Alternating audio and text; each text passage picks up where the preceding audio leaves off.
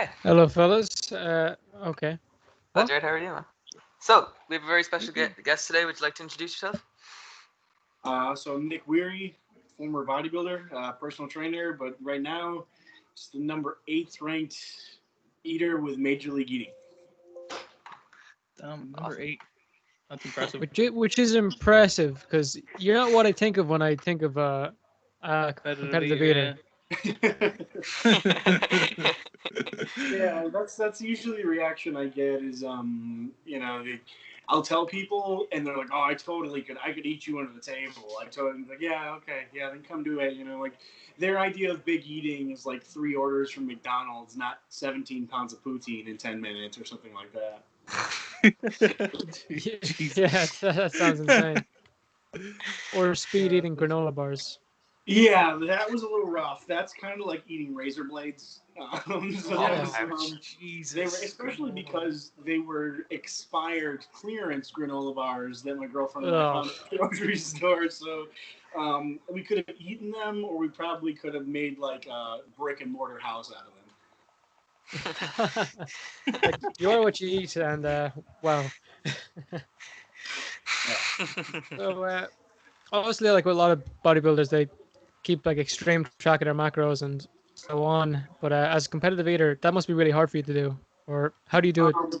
Yeah. So for when I was competing, in bodybuilding for roughly 10 years, my macros over time, obviously evolved, but they were tracked to the gram, even when I wasn't in a contest prep. So I knew like most days in the off season, my calories would be, the highest I ever reached in an off season was around 42 to 4,500 calories a day. And then in a contest prep, they might get down as low as 1,900 a day, but they were literally counted, gram for gram of macros and calorie. Now what I'll do is I'll still loosely track, because after you do it for 10, 12 years, you can eyeball things pretty close.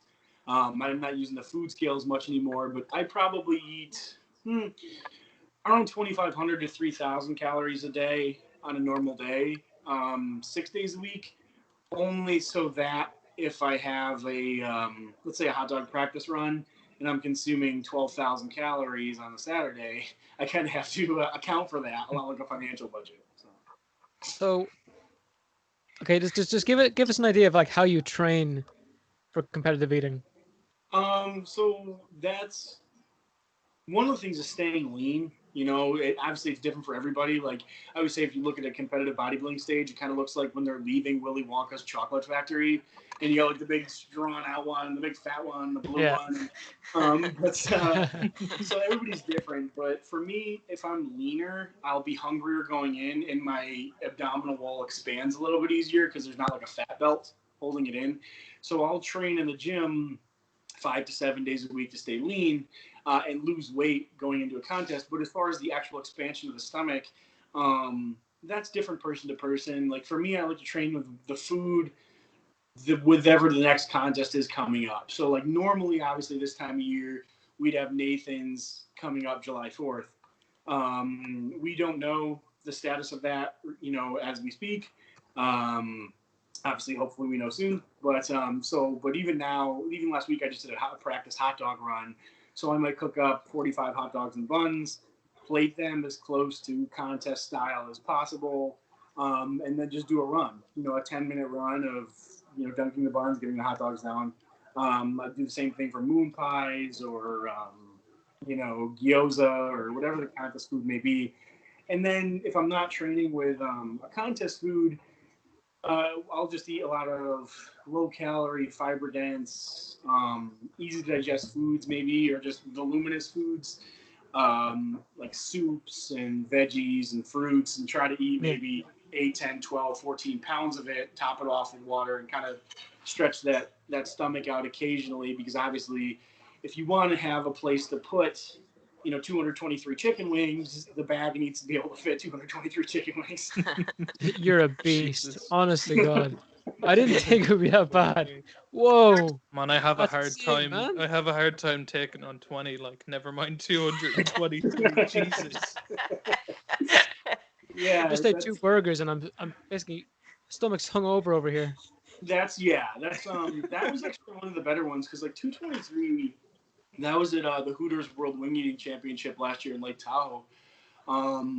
That was a pretty good performance. I only lost to Joey Chestnut, Jeff Esper, and Matt Stoney, who are 1, 2, and 4 in the world, and managed to actually beat my girlfriend, who's ranked 6 in the world, Miki Sudo, and she's got 6 straight Nathan's titles under her belt. So to beat her at that wing championship was a real good performance. Now, she handily kicked my ass a few months later in Buffalo with wings, but I took her at that one. The 223, it doesn't feel, I guess for most people it would. For us, it doesn't feel as bad as you'd think it would. I would rather do that than 40 hot dogs any day. So, how many hot dogs can you actually eat? Like, what's your record? My record in contest, is 36. Holy shit. My best practice number is 42. Bro! Oh my god. 42 hot dogs. Jesus Holy Christ, shit. man, you're fucking How? insane. That's insane. Where do you put it? I don't condone the behavior, but it's just something that, like, the first time I ever tried it, long before I ever got into competitive eating, I saw it on TV and I'm like, I'll try that. And I just cooked up, I think I cooked up like 32 of them because I had like a 24 pack and an 8 pack.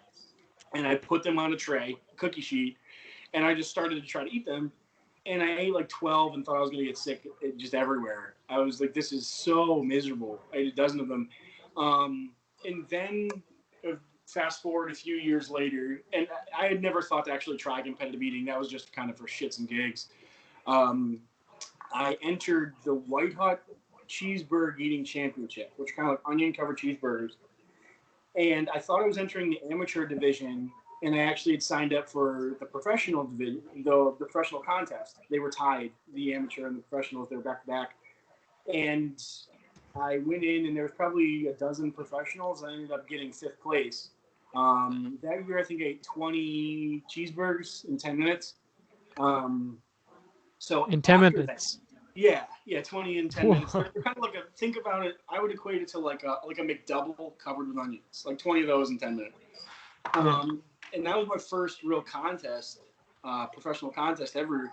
And one of the competitors there, Jeff Esper, who's ranked 2nd in the world, he was like, hey, kid, that's pretty good. You might think about trying this, So he told me to go try hot dog practice. I'm like, dude, this guy's out of his gourd.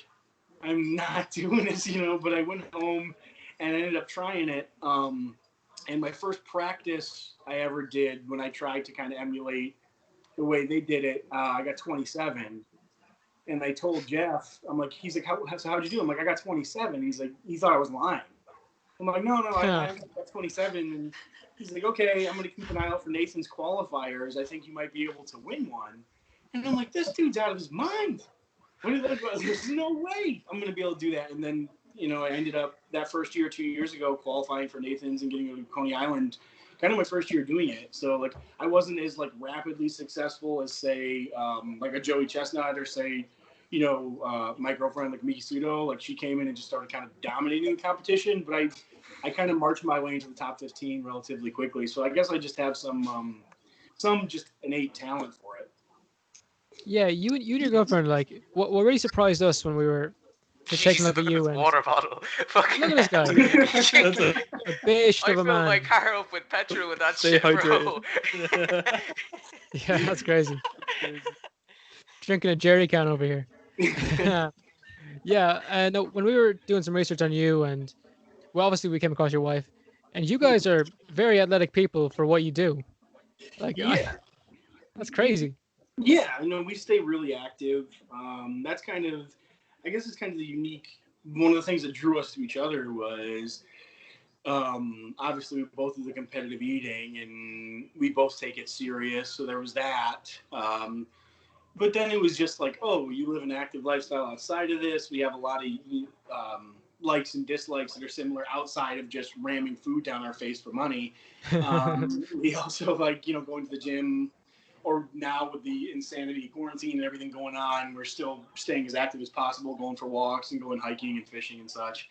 So yeah, and both of us, like when I was saying I feel better competing leaner, so does she. That's not true of every competitor, but so does she. So we both take the sport if you want to call it that. Everyone's kind of got a different opinion on that. We both take it very serious while still wanting to have fun. Like a lot of times we both get the question, like, when are you going to be done? I know the answer for me is like when it's not fun anymore, or if I started to get my ass kicked all the time, or B, if it just wasn't any fun, then I wouldn't do it. So yeah, we both do like to stay super active, and it's kind of nice that when we tell people that we're competitive eaters, they look at us like we have 6 heads. Like there's no way. Or if we've gone into restaurants to do challenges, or let's say like I just didn't feel like doing a challenge that day, and we go in and order a whatever 11-pound barbecue sandwich. It's a challenge. And like, oh, you're gonna eat that? I'm like, nah, she is. Everyone's saying we're just gonna there's no way. And I'm like, dude, I'm not even the best eater in my own house. Are you kidding me? So, yeah, it's a good time. That's impressive. Like, I go to McDonald's and finish like 20 chicken nuggets and think I'm fucking king of the world of competitive eating. Like, chicken nuggets can sneak up on you.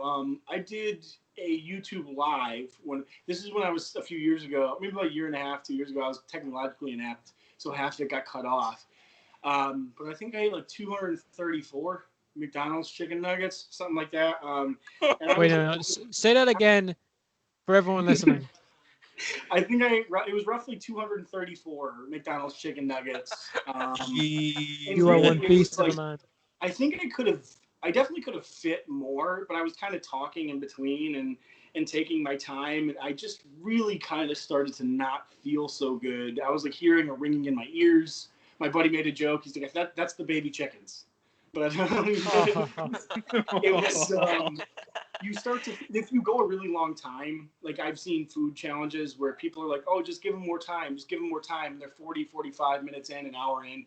More time isn't going to help you at that point because you're really just starting to digest the food, and you just start to feel really bad after a period of time, depending on what the food is. So I think if I was to speed eat them, I might be able to come closer to like 275 or 300, but going slow, 234 was more than enough.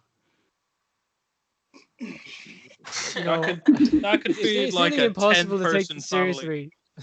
That's so crazy. Just think if there's a family of 10 people, that's 23 chicken nuggets each. Like, oh my god. Yeah, it's we don't realize it sometimes. We make jokes about it because you forget, because don't get me wrong, we realize that like her eating 22 pounds of poutine in 10 minutes is not normal, so to speak. But we forget that what we're capable of, your average person cannot just kind of do. So if we were to go to a Hooters all you can eat wings, or go to like all you can eat sushi is one of our favorites, and just be putting away roll after roll after roll after roll, and all of a sudden you kind of look at the stack of plates, or you think you quantify the amount of food that you've consumed, or a waiter comes over and makes a comment like, I've never seen anything like this. And you're like, oh yeah, what we're doing is a little different. I forgot. So sometimes I've seen. You ever watch Randy Santel or ever meet him? I have not met Randy. Randy's videos I actually started watching when I was in contest prep for NPC Garden States, the last bodybuilding show I ever did. I would watch food challenge videos like Randy's and Matt Stoney's. I would watch a combination of that and then Jay Cutler's bodybuilding videos as this weird like back and forth torture chamber in my mind of like food I couldn't have and things like that. But yeah, I've seen some of Randy's stuff. I've never spoken with Randy personally, but I've seen some of his videos. He puts out some quality content. He's not really a big eater. I mean, compared to normal people, he is. But like, with all due respect to Randy, there's a reason he's not at the table, with the rest of us. Yeah. But he's a fantastic, seems like a good guy. I'm sure he's a lovely person. But I've never met Randy personally. But I've heard a lot of good things about him, and he does put out a lot of quality content. He talks about one thing I've seen before. He's talked about some restaurants cheating their food challenges if they find out you're a competitive eater. Have you ever experienced this? Yeah, they'll either. I've had one actually told my girlfriend that she could do it, and then called her basically when she was on her way there, and they're like, "Well, are you a professional?" And she's like, "Yeah." Well, then no, you can't do it. And it's like, all right, well, you probably should have you probably should have that in your rules in the first place. Like I understand if you don't want professionals coming in and doing it, but you probably should say that instead of telling somebody yes and then saying no. Or you have people that if they find out who you are, because it's not like I call a restaurant, I'm like, oh, I'm kind of a big deal. I'm the 8th ranked eater in the world. Can I come in and do your challenge? But if they find out, they may bulk the challenge up a few pounds. That 8-pound sandwich may become 10. Or there was a sandwich that one of my buddies did. It was supposed to be, I want to say 12 pounds. And I think it came out, it was close to like 17 pounds. And That's ridiculous. Yeah. And just because he's inhuman, he still finished it, I think, just out of spite for the rest of us. He didn't want to pay for it. Or even a good example is there's a challenge called the Southside Six, and it's 6 giant heroes or gyros or however you want to pronounce it. Yeah. And it's advertised as around 12 pounds, but they only weigh out the meat that goes in it. And it's only been completed, I want to say 6 times, 5 times total, maybe. And my girlfriend stopped in to do it. And when she weighed one of them, it weighed 2 3/4 pounds. So the total of the challenge was actually more like 16.5 pounds versus 12. Oh, because she's an inhuman freak of nature, like she was still able to finish it with like virtually no liquid. Because she hates to lose more than she likes to win, just like me. But and most people, like I would have completely understood if I was in her shoes or someone else is in your shoes that just told the restaurant like, no, that's kind of ridiculous. It's one thing to be off because of human error, like a pound or two in either direction, but to be off by over 33% on the weight, you're doing it because you don't want to lose out on money or pay off the challenge or anything like that. Yeah, I'm not a competitive eater, obviously, but like I think the lads will agree with me. We can nearly struggle sometimes to get like an extra piece of chicken in our food here, but adding that much there is a problem.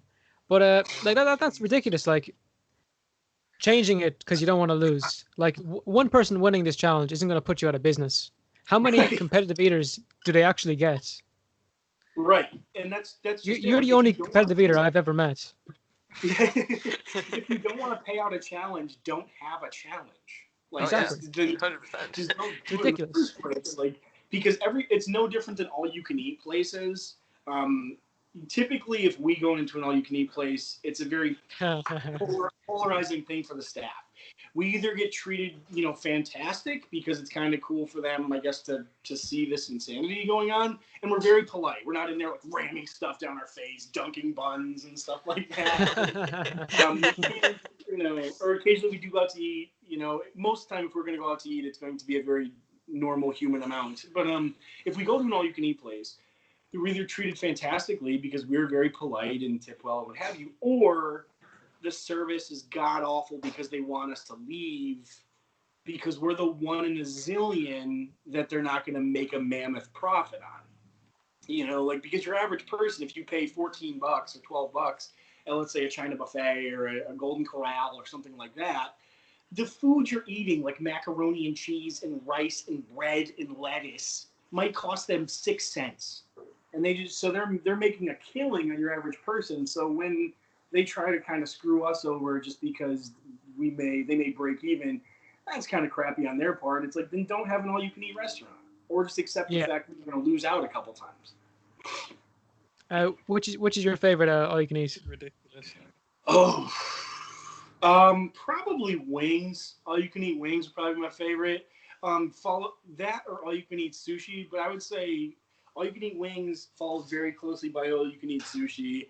And then occasionally just getting into some just trashy, just really garbagey, cheap buffet where you can get a selection of everything, where you feel like, almost like food court style. Those are pretty good. Wait a minute. Quick note, though. In Salt Lake City, Utah, so kind of we found this place called, what was it called? Chuckarama. So expecting this buffet to be a complete dump, we went in. This is one of the best quality buffets I have ever had in my life. It's got everything from like fried chicken to Chinese food to a billion different desserts to fruits and veggies. What it a was kind place. of like if Golden Corral just classed up like 10 levels. Basically, you would have Chuckarama. So that is probably my favorite all-you-can-eat buffet. Unfortunately, it's about 3,000 miles away, so I don't get to enjoy it very much. That's mad. That's even further from us. Yeah. 6,000 then. Yeah, I was just wondering, do you have any competitive eaters that you like kind of idolize or look up to when you're training or whatever? Or is that even relevant in competitive eating? I mean, it's all relevant because like what we do is it's competitive. Just like whether people consider it a sport or not, like it's competitive. Just It like, is. so it's I didn't grow up looking up to like I didn't have posters of Joey Chestnut and Kobayashi on my wall. Personally, that being said, there are qualities in eaters that I can try to emulate because they're better than me. So, for example, Jeff Esper is probably one of the most efficient eaters where there's very little mess. He will, what we call hand chewing. He takes his hands, and if he can kind of crush the food in his hands, and there's very little movement. Or if he messes up, he picks it up, but it's not how he wanted to pick it up. There's no hesitation. There's no anything. He just goes. So Jeff's focus, I really admire. He's fantastic with that when it comes to contests. Joey has a mammoth capacity. He could probably fit like a small mammal in there if he needed to. Like but just Joey's work ethic too, because yeah, Joey's is probably the greatest of all time at what we do. But that being said, he also works like it. It's not like he didn't trip over the door jam and just become the greatest eater ever. Joey works his ass off and did for a long time to get where he get to where he is. So that single-minded discipline that has gotten him to where he is pretty fantastic. And then I would say, let's see. They were like my girlfriend. She's fantastic with foods that are kind of like pasty and dry, like almost like casseroles. We have a couple competitions like that, or even ice cream, like any like. That sounds horrible. Yeah, any A casserole eating contest. Yeah. Oh my Jesus. god. I wouldn't have not have done well there, but like I'll call it like a partial solid or like a hard liquid, like ice creams or puddings or whatever. She did 16 and a half pints in 6 minutes. Oh my God. And that's just like you have to know how to eat it so you don't get brain freeze, and two, that ability to kind of force your swallow response without choking. She's fantastic at controlling basically figuring out the food very quickly in contests. Like if she hasn't done it before, like she's phenomenal with that. So those are the three that I would say I emulate are Miki, my girlfriend, Jeff Esper, and Joey Chestnut. If you could take one of from each of those three, you're probably gonna be a pretty kick-ass eater. I just haven't managed to take anything from them yet, but I'm still working on it. Oh, Jesus. Like, oh. I Yeah. just can't imagine it. Do you have any comments on Matt Stoney? Oh, he's Matt's really skinny. Yeah, Matt's a little guy. I always forget how small Matt is till I give him a hug. When I see him in contests, and I feel like I'm gonna break him. That is. Speaking of that, though, I will give Matt a ton of credit. Matt fits 61 or 62 hot dogs and buns. I think 61 the year he beat Chestnut. To do that at probably 145 or 150 pounds is absolute nonsense insanity. I would say, maximized every ounce of his potential when he was competing at his highest level. Now, Matt makes awesome YouTube content and he's really focused on that. So he still does the eating, but obviously he's not pushing it quite as hard. And why would you if you have 11 million YouTube subscribers? Yeah, that's crazy.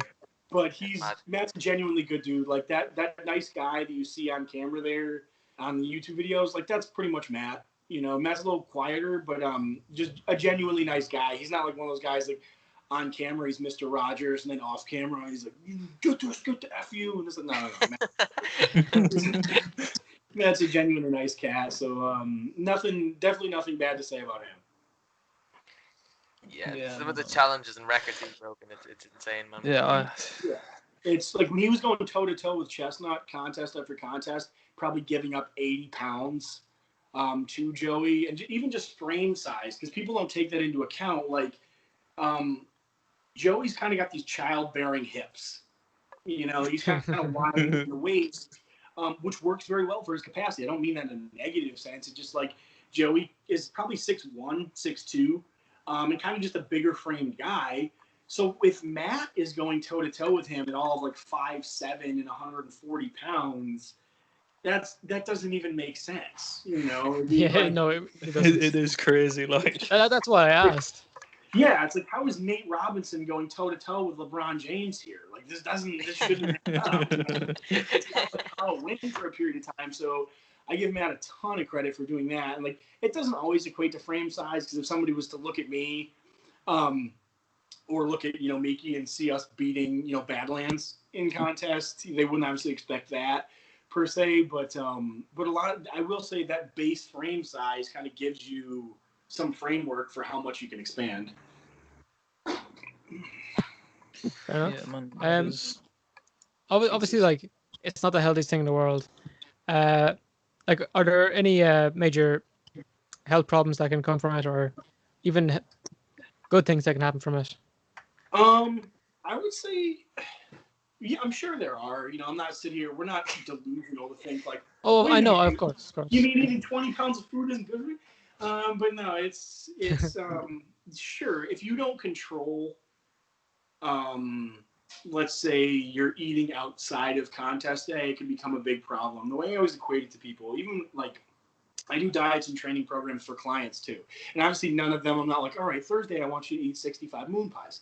But like, if they may have a day where calorically they're eating more, or like realistically, a lot of my clients will have days where they're like, okay, I have a wedding, or I have life came up, it was Christmas, and they ate way more than they needed to. Okay, is that ideal? No, but it might have been for your life at the time, because like food, calories in versus calories out is just like a financial budget. If you were to save money 345 days a year, and then 20 days a year you spent a little bit more than you probably should, you're still going to be in pretty good financial shape. Yeah. And realistically, those days you spent that extra money, you did something fun or went somewhere cool, and you got a mental reprieve from just saving money like some crazy hermit that never does anything, is just going to go batshit crazy. And that's the same way with dieting and calories. Is people think they have to be in some calorie deficit, or only eat boiled chicken and brown rice and quinoa and organic kale sprout nonsense 365 days a year. You're going to be a miserable prick and probably want to punch your neighbor in the face when he says good morning. Like, it's okay to eat some things. Again, I'm not condoning a billion moon pies or hot dogs, but like, I would say it can be done reasonably safely. There's still a risk of obviously choking if we're eating, or there's still a risk of huge amounts of calories if you don't equate for them before and after the contest. But just like anything else, I would say it's far less risky than any other major sport. Of course, yeah. I'm not going to take a stray hot dog in the face and get a concussion. Like, MMA is going to be worse, but no one's really giving out about that. Yeah, that's the strange thing, is like mixed martial arts, we pay 2 men or 2 women to go into a cage like modern day Coliseum and say, we're not going to basically let you out of here until you beat the bejesus out of the person across from you. That's a fact. Like, that's what they do. Or they're unconscious, but then we sit back and we go, wait a minute, football's dangerous. Like, what am I, crazy? That is the best explanation of MMA I've ever heard in my life. Can we quote this? Someone write this down. Modern day Coliseum. It really is. It's a modern day Coliseum. Like, the only thing missing is Russell Crowe and a tiger coming out of the floor.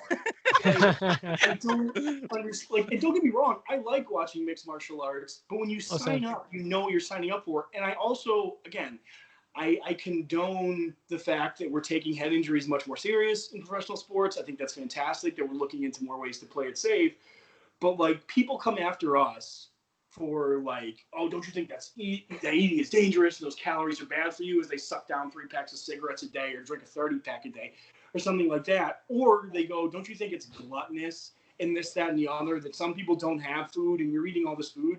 Well, But you exist as an example of how, like, that doesn't matter. Like, man, you're ripped and you're a competitive eater. So, like, I don't think does anyone ever say that to you? Yeah, no. I mean, people still will. They're like, the one, oh, this is one of my favorites, is you're so lucky you can eat like that and still look like that. Oh, yeah, the jig is up. It's all an elaborate ruse. It's just for my insane genetics that no work went into this. Is that one day I woke up and I cracked out a 6-pack and whatever, arms and whatever. Like, that's all that happened. And I woke up like this, like the shredded, what was it, like Tarzan Hulk kid from 20 years ago on Ripley. Turns out his parents had him on drugs from the time he was 2. Like, no, that's not my story. My story is when I was skinny fat all throughout school and I was really out of shape, and my 90% of my family is out of shape, overweight, drinks, smokes, etc. And I got dumped when I was 18 years old, and I said, I'll show her because girls like a guy who's jacked. I started training and I fell in love with training and really didn't give a shit about the girl anymore. And I realized dudes give more of a shit about a dude who's jacked than girls do. Yeah. Girls really don't care if you're jacked. They care if your wallet is jacked or if you're a nice guy. But like, also like, you just, and I worked my ass off for the last 12-ish years, 12 plus years, figuring out what I need to eat, how I need to train, doing a bunch of wrong things and some right things, and just being willing to go to a place where most people are not, because it was worth it to me to be in this kind of shape. And again, if people don't want to be, that's perfectly fine. That's your deal. But don't tell me I'm lucky. Don't tell me I'm lucky. If you want to say I'm fortunate that I look like I do, that's fair. But don't go to a wealthy person and say, oh, you're so lucky you have all that money. That person or their father or their grandmother or grandfather or something worked their dick off to get that fortune. So like, I really don't like when people say things like lucky and stuff like that. So you'd be surprised some of the comments I do get. It's either because of my genetics or it's because of drugs or it's because of a magical unicorn that I look the way I do. I get a little bit impassioned about some of this stuff. Sorry about that. Yeah, don't worry about it. It's hilarious, honestly. Like some of the things you're coming up with. Yeah. But I was wondering, like, if you're eating that much and like just like you still look the way they are, you must have some absolutely mental workout. Like, it's a lot of it is having a base of muscle tissue, having 11 years of bodybuilding, 10, 11 years of bodybuilding preceding this, kind of is like having a horsepower or a car with a lot more horsepower. Like if you think about an F-350, that burns a lot more gas and idle than a Honda Civic does. Yeah. Just sitting there doing nothing. And the human body is the same way. There's a reason why a lot of like NFL linebackers or professional athletes that are built like a brick shithouse have like slightly mediocre diets and stay shredded as shit. Because that much muscle tissue requires a good amount of calories just to function.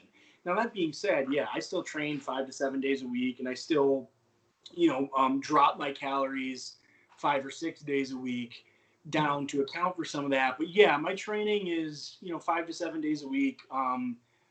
It's predominantly resistance training, not a lot of cardio. I make the joke a lot of times. The only cardio I do is with the old lady. But it's in a contest prep. I would start cardio maybe 8 weeks out. But if I do cardio, it's more like going on a walk or a hike, or just being outside and playing golf or something like that. But which obviously isn't too intense. But yeah, I'll train for an hour and a half, 5 to 7 days a week. But I go to a place. The best I ever heard it referred to as you try to find the void. When you're training and just that really nasty, deep, dark place to really, I may only be training for an hour and a half or an hour, but I want to basically accomplish 8 hours of work or 10 hours of work. In that hour and a half, I want to just beat the hell out of myself and get the most out of it. So it's definitely a pretty intense training log. There's actually one video of myself training with like Darren Breeden and Badlands and a few people in Florida. We were just joking around, but yeah, there's one or two training videos of me up on YouTube. Jesus, like, Yeah. what would you say is like, well, not most effective, but like, what would you say is like the hardest workout, and you get like the most out of it? I mean, depends what you're trying to do. If the hardest, I'm not a huge fan of CrossFit as a whole because I think it's really easy to become certified and it's taught incorrectly and competition is promoted too early. You know, some like 43-year-old woman that's never trained in her life, and 2 weeks in, she's doing power cleans for AMRAP sets. It's like, no, she's gonna break her neck. Like that's not smart to do. But like, it's a fantastic form of exercise when taught correctly. That or like MMA is actually another great one. Like Brazilian Jiu-Jitsu. If you're just rolling on the mat, go do that for an hour. You will just incinerate calories. But the best. So as far as calorie burn, probably those two. As far as like just building muscle tissue, just traditional hypertrophy-based training, you know, five-ish days a week. As far as like cardiovascular, the one you're gonna do. You know, ultimately the best form of exercise is the one you're gonna do. That might be Pilates, that might be MMA, that might be sex, that might be bodybuilding, that might be do the one you're gonna do with as much frequency as you would like to do it, and you will probably be the most successful. Like, you know, like because that's people try to fit their lifestyle to some exercise routine. Like, F that noise, man. I'm not going to do that. Like, I'm going to do stuff I want to do and make it ultimately fit to my lifestyle. You know, I enjoy it. Like, I enjoy playing golf. I accept the fact that it's not a huge amount of exercise, but, like, I'm going to make it so, like, my training fits where I can still play golf now that I'm not bodybuilding competitively as much anymore. Or I know for my competitive eating, I really can't squat and deadlift heavy anymore because it tightens out my core. And then eating 15 to 20 pounds of something is really unpleasant when your core feels really tight. So, you know, it's kind of like the most effective, I would say, could be virtually any of them if you put everything you have into them. Like the shittiest training program in the world done at maximum effort will be better than the best training program in the world done with piddly shit effort. Lads, are you writing this down? You've actually brought up martial arts a couple of times. Are you yourself a martial artist? Oh, formerly? God. Jesus, I'd probably get tapped out in like 3 seconds. My only hope would be if I was stronger than someone and I could just do what Brock Lesnar did as like a second professional fight when he just hugged Heath Herring and just didn't let him go anywhere. Yeah. He was bigger and stronger. So he did like that little short punch in the face, which sent Heath Herring flying, and I just hugged him for 3 rounds. Brock Lesnar's a beast. All the wrong reasons. I enjoy watching it. I trained in it very briefly when I was about 20 years old. My weight went down. My weight drastically dropped because I graduated high school about 30 pounds lighter than I am now. I'm about 195 pounds right now. I've been as heavy as 237. But when I was doing MMA briefly, I got down to about 167 and just hated. I felt emaciated and I felt weak. And I got put unconscious a couple times in training, and I really hated how that felt. So like, when you get put in like an arm triangle or something like that, or you get put in like a triangle choke, and all of a sudden you just wake up like, oh Jesus, like yeah, no, that's not for me. And I don't have the the temperament really for it. Even when I was a pitcher in high school baseball, I didn't have the temperament for that either. Because when one thing goes wrong, I lose my temper. I have a very, very bad temper. So traditionally, as much as people would think that goes hand in hand with MMA, I would say the most successful guys are the ones that literally in the face of being mutilated, keep a level head and know exactly what to do. Yeah. Jesus. Also, I was going to ask, you once did this thing where you drank a gallon of beef broth to Yeah. raise money for someone's GoFundMe. because someone was fighting brain cancer. Yes. Can you tell us a bit about how that happened? So there is one of our good friends, Michelle Lesko, who's ranked, I believe, 10th with Major League Eating. One of her best friends was suffering from a rare form of brain cancer. And she just reached out and said, hey guys, she's one of maybe Mickey's best friends. So she reached out and said, hey, we're just trying to raise some money. Do you think you guys could do this? And Michelle is, A, she's a sweetheart to everybody, but B, she's been there for myself and Mickey countless times. She's just a fantastic human being. So of course it was not even a thought. I'm like, we'll definitely do it. Like, mine's not going to get that much attention, but like Mickey's will probably get a bunch of attention and hopefully raise a bunch of money for charity. Badlands, known more as like Badlands Chugs, he participated.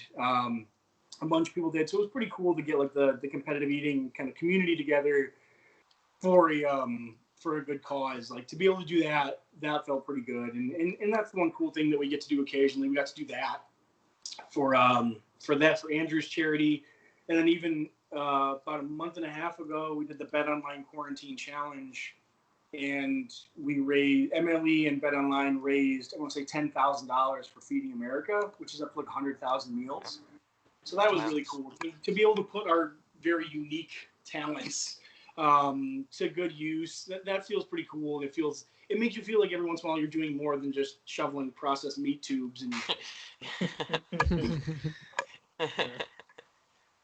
that was really interesting.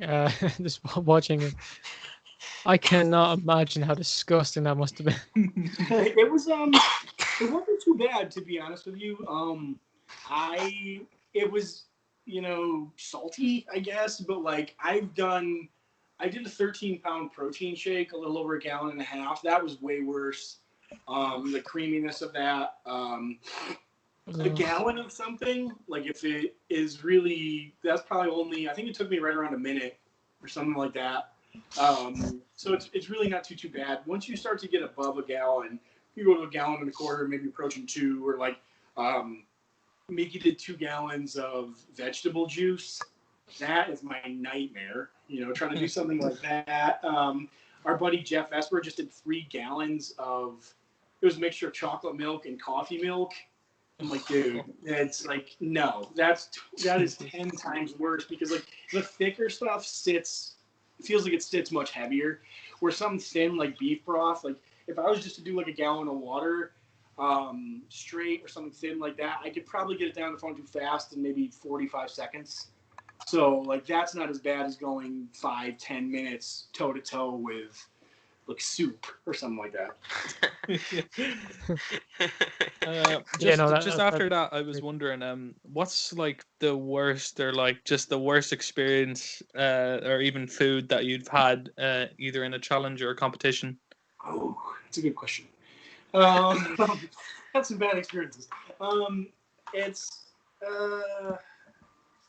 know about the worst experience in a competition.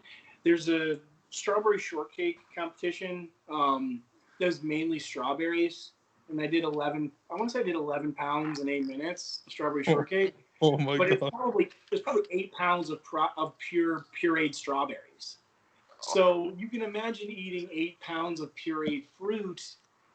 Digestively, it burns through you pretty quick. So that isn't always super pleasant. Or sweets are like, I did 223 Oreos, I believe, something like that. I think I deleted that video. I don't keep the things like I probably should. I did a chocolate cake challenge on an Instagram Live, and I never even saved the video. My buddy Jeff tried to recreate the Matilda cake. The chubby kids got to eat in Matilda. So we did 6 boxes of cake mix made to specs and 6 tubs of frosting, chocolate on chocolate. And I weighed it, and I think it ended up weighing like a little over 19 pounds. Oh my god. And I'm eating it, and Jeff didn't finish it, which I don't know why I tried it, because Jeff is 10 times the eater I am. But he tried it and failed, and it's one of maybe 3 times I've ever seen him fall short. So I'm like, I'm going to try it. And I got through, I think, like 12 pounds of this cake. And of the 12 pounds, probably 11 was cake. And I just kept pushing frosting to the side. I can't stand frosting. And I felt so bad just from that much sugar and oil. Because just in that alone, I think there was 18 eggs, probably something like 6 cups of oil, or no, like 3 cups of oil, not even including the frosting and the sugar and stuff.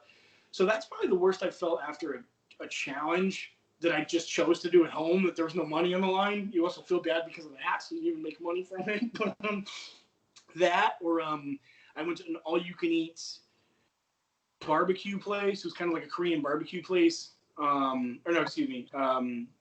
Hibachi place. And we went really late before this place closed, and they had sushi and hibachi. And I think they weren't really thrilled that I was there super late at eating the amount of food I did. And a lot of the food had probably been sitting out for the majority of the day.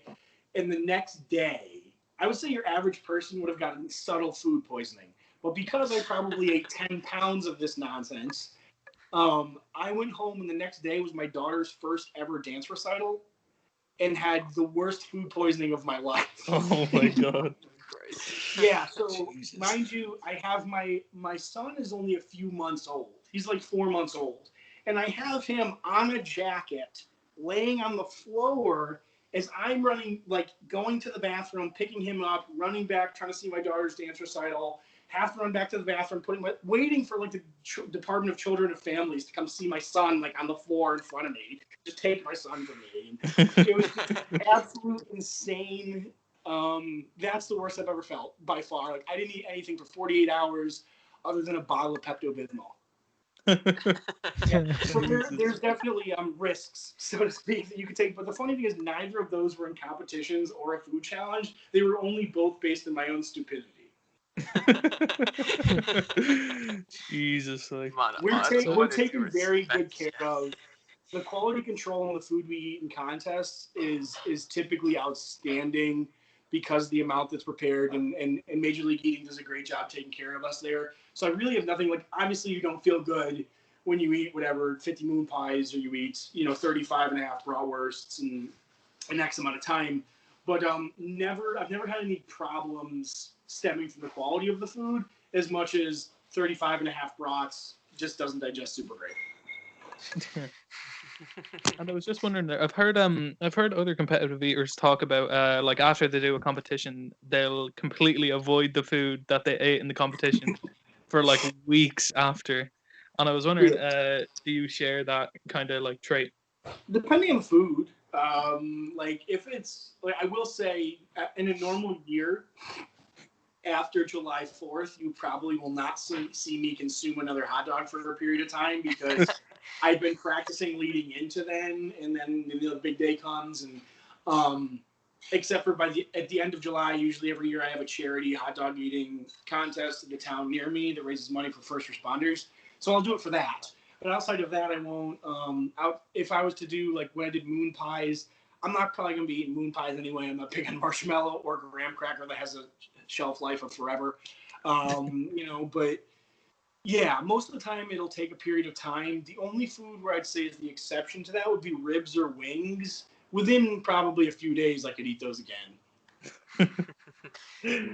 So you wouldn't be going out for more chocolate cake after you had... No, God, dude, that was so bad. That was so dumb and so bad. There's no money on the line.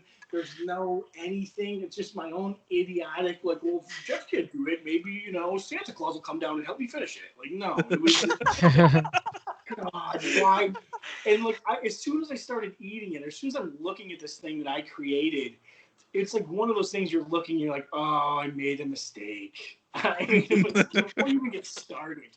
But it was a really good time, to try to do it. But like, I didn't want chocolate for any period. I prefer confetti cake anyway. I prefer vanilla cake with the confetti sprinkles in there anyway. 2 chocolate cakes. So like, I even asked Jeff, I'm like, can I do 6 vanilla cakes and vanilla frostings? He's like, no, it has to be chocolate. Fine. Because God forbid, because 19 pounds of vanilla cake is going to be that much easier. 19 pounds of chocolate cake. That definitely was a period of time before I ate chocolate again. Yeah. That just sounds the painful. exact same way, even about like Chinese food. Like I'll have a Chinese, and afterwards I'll feel like I'll be like over the toilet, feeling like I'm gonna get sick, and like 3 days later, Yeah, I'll be like, all right, I'm gonna have another Chinese. yeah. Or on mustard. I chugged 5 pounds of mustard once. What? Oh. I should have saved that video. I should have saved a lot of these videos. But like, I think so many people take like, oh look, this is me doing this and this is me doing this. It's for me, it was always like, well, nobody's gonna care. And now that when I get interviews and stuff and people do care, I'm like, well, shit. I wish I saved some of this. But I found online that the most mustard I'd ever seen chugged was one container, 16 ounces by Pat Bertoletti. Back in the day, was a fantastic competitive eater, and again, just a genuinely good dude. And I'm like, well, and Bertoletti he could have done exponentially more than that. He's one of the best chuggers to ever do it, maybe the best chugger, period. But I was like, well, I'll do it. I'll try it. And one of my friends kind of dared me to do it, and that I completely forgot about that. I don't know how, probably because I tried to erase that memory. That is the most unpleasant thing I've ever done, chugging 5 pounds of not only mustard, but the mustard that was discontinued on clearance at Walmart for 37 cents a jar. So it was separating, so I had to shake it up and like mix it with water and drink it, and that was. Where do you get these ideas? That one was on like one of my friends told me I couldn't do it.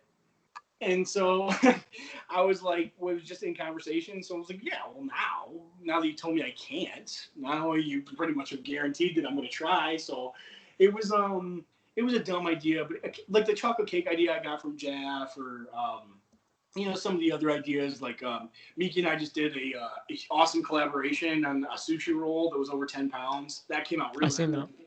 Yeah, so like some of it is from, that was with a Brazilian couple that reached out to us. They had a really cool idea. So I try not to like take ideas from other people, or if I do, we try to be like, hey, we saw such and such do this, thought it was a really cool idea or whatever, because there are definitely eaters. There's only so much content you could create, but there's definitely eaters that will try to poach things and claim them as their own. And it's like, man, if for people who are trying to create content, that's really kind of shitty. To use it as your own, at least give somebody credit and what have you. Like, I did the 5 pound Reese's peanut butter cup, right? Oh wow! So that was pretty good. Don't get me wrong. It was 5 pounds of Reese's is enough, But that was like, it was the equivalent of, I think I said, eating like 100 and 110 or 111 normal Reese's. But that was like a month and a half later, somebody else came out with like a 3.5 pound Reese's peanut butter cup. Now, mind you, before I did the Reese's, I searched high and low, and no eaters had ever made a giant Reese's peanut butter cup. There have been people who bought the ones that you can get at the store that are like 8 ounces a piece. There had been like food channels that had made like gigantic ones and whatever. But nowhere on YouTube had an eater ever done one. And then like 6 weeks after I come out with the video, an eater comes out with the same video. Man, come on. that's quite. And of course, their response was like, "Oh, I didn't even see your video. It's only got 1,700 views." Like, well, first of all, ouch, that's hurtful. Second of all, like, you just as easily could have been like, "Yeah, I saw your video. I thought it was a cool idea." Like, how fucking hard is that? Just to say that. Yeah, it's not very hard at all. Yeah, the right. hard thing with YouTube is that a lot of people, there's a lot of really good original ideas, and people tend to take them as their own. It's tough, tough environment out there, kind of thing. And I think the worst thing that happens is that someone will come up with a video idea, and then someone will repeat it, and then they'll just keep doing like they'll change one thing about the video, and they'll just keep doing it over and over again for weeks. Yeah, like even somebody asked, like Eric the Electric has a big channel. I think he's like over 1 million subscribers now, Eric Lampkin. I competed against Eric once in a contest. Somebody even asked him about the Reese's like a week ago on Instagram. They're like, have you ever thought about making like a giant Reese's or something like that? Just a fan of his. And he's like, oh, actually, Nick did that. I'm thinking about it, but Nick did that. It came out pretty cool. I'm like, see, that's all he has to do. It wasn't Eric, by the way, that stole the idea. Eric, I'm giving credit because he gave credit where it was due. So I was like, oh yeah, Nick did that on, Mickey's channel or whatever. It's like, dude, that's not hard to do. If I decided to try to do 32 Big Macs, I would say, hey, I saw Chestnut do this. So blah, blah, blah, Of course. Oh yeah. Give credit where credit's due, Bingo. Because at this point, it's such a crowded space to be in the YouTube community. And there's so many eaters. There's not so many eaters with like an abundance of talent. There's a bunch of talented eaters, but there's a lot of eaters with an abundance of editing talent. So then magically your eating ability goes up. Because all of a sudden food just starts disappearing, and shit like that. So that happens a decent amount in the eating community as well, is people claiming to eat amounts, and we know these people personally, and you're like, dude, you are so full of shit. You're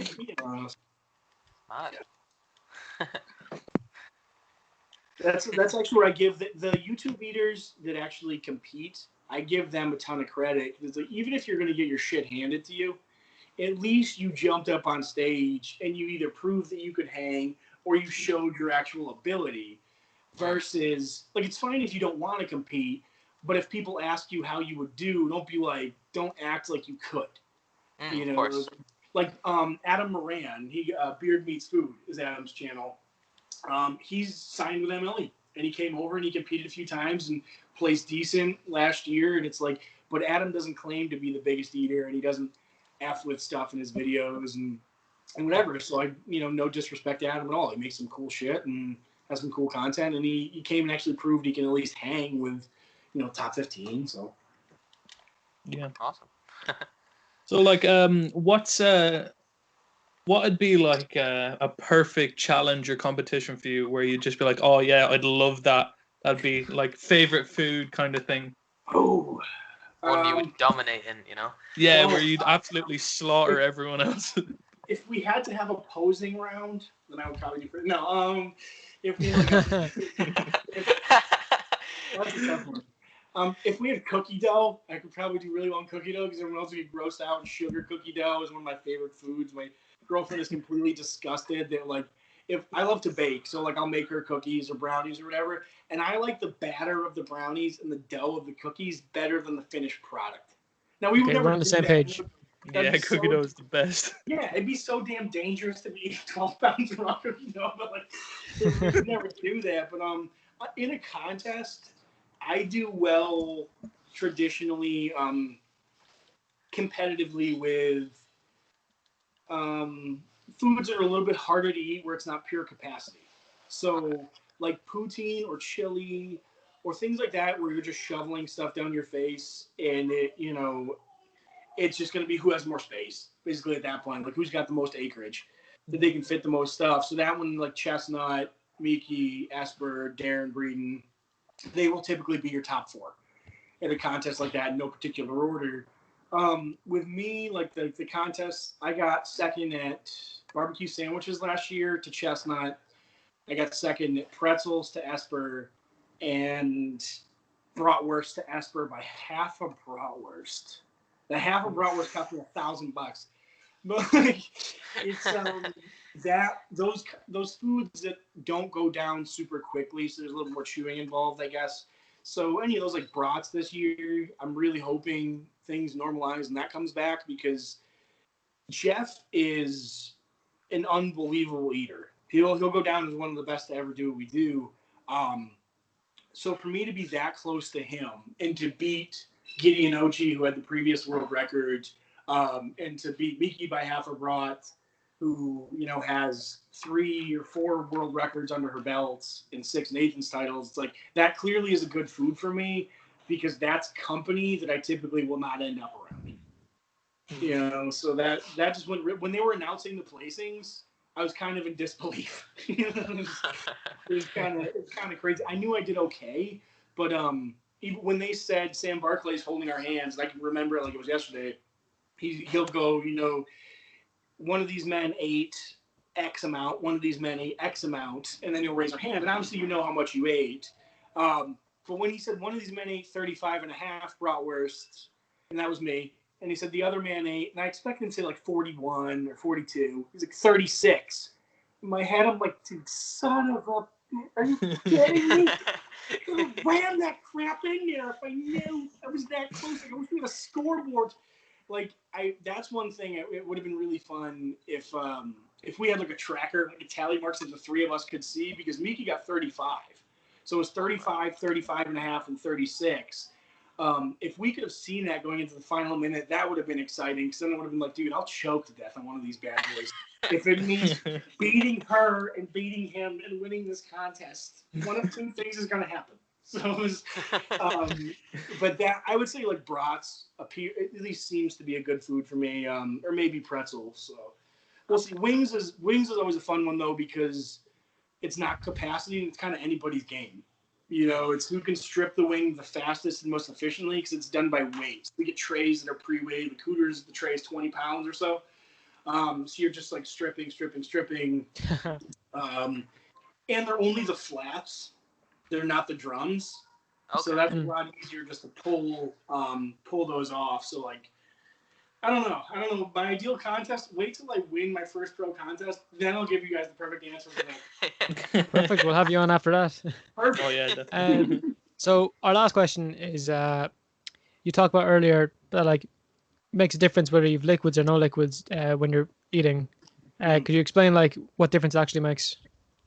I mean, as far as like eating liquid food and solid food, or just drinking liquids with the food? Say like you're doing 20 pounds of chips or something, but they gave you like a 2 liter of Coke. Oh, okay. Yeah, I mean, well, like for me, I like to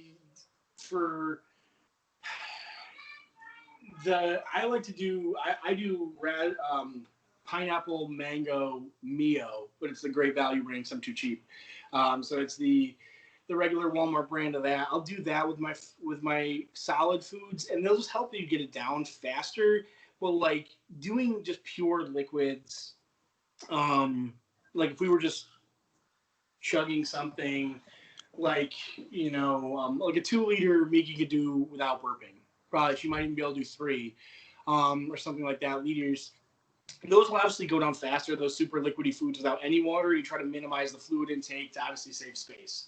So if you were doing like chili, you're just shoveling the chili down your face. And you don't need any liquid whatsoever. Obviously, it's pretty much pure liquid. If you're doing something like moon pies, you probably want like black coffee or something not sweet, and something hot to help it disintegrate in your mouth to get that down. Or like hot dogs, you have the fluid there, probably something sweet to get away from the salty and to disintegrate the buns.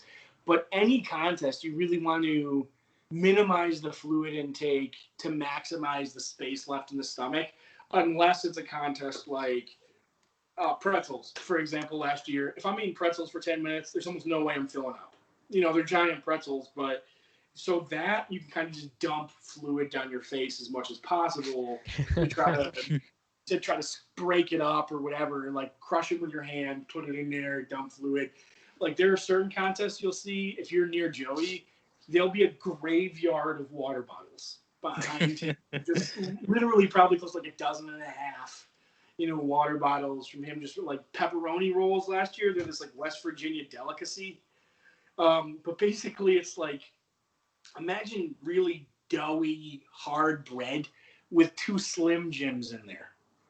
That's basically what you have. So getting those down, you just as much hot fluid as possible, because that's just you doing those without liquid. You'd probably finish 3 in 10 minutes. Like doing those with liquid, you might be able to get 30 of them down or whatever. But yeah, that's personal preference though too, because someone like Jeff Esper or like Miki, they're fantastic at getting foods down with less fluid.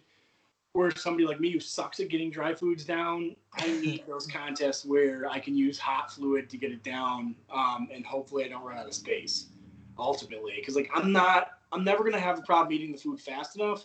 I'm gonna have a problem running out of space before the end of the contest. Wow. Fair enough. Well, man.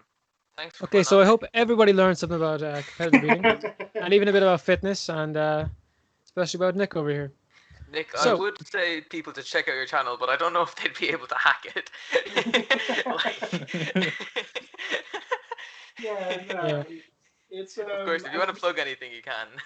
yeah, no, it's my Instagram or Twitter, any of those things, just NWEHRY 2415. So Wehry 2415. The YouTube channel is just under Miki's name, MIKISUDO. So Miki Sudo. We do the videos together. But yeah, check any of that stuff out. We come up with a lot of cool videos. Like, she's much more pleasant to watch, and she's much nicer to look at and stuff like that. So I guess, most of the channel is like a lot of her stuff. But we're doing a lot of fun stuff together. Obviously, we're hoping contests come back soon, and we can kind of start putting more content up based around those. But yeah, it's just eating stuff. Sometimes just training stuff. Sometimes a little bit too much profanity, so hopefully not in the videos, but just on my social media, so stay away from that if that's not your thing. But, there's a little something for everybody. There's family stuff with the kids, so a little something for everybody, as long as you're not grossed out by copious amounts of food. So. But if you're specifically interested in that, you can check out the channel. They're Yeah. bordering 30,000 subscribers as of right now. They're about 200 away. So maybe we can get some people to go check it out. Please do, yeah, that'd be awesome. We're getting to 30,000. I told her if we get to 75,000, we can get a puppy. So, Aw. Let's help them get a puppy, guys. if we help Miki get a puppy, she will be eternally grateful, and I'll be eternally pissed that there's a dog. Yeah. All right, that's perfect. So yeah, thanks for getting on, and hope everyone enjoyed. And take her handy. Dude, thank you so much for having me, guys. I had an awesome time. I really appreciate you guys having me on. Thanks, man. Thanks for coming Thanks on, for man. coming on. Anytime. No worries. See you now.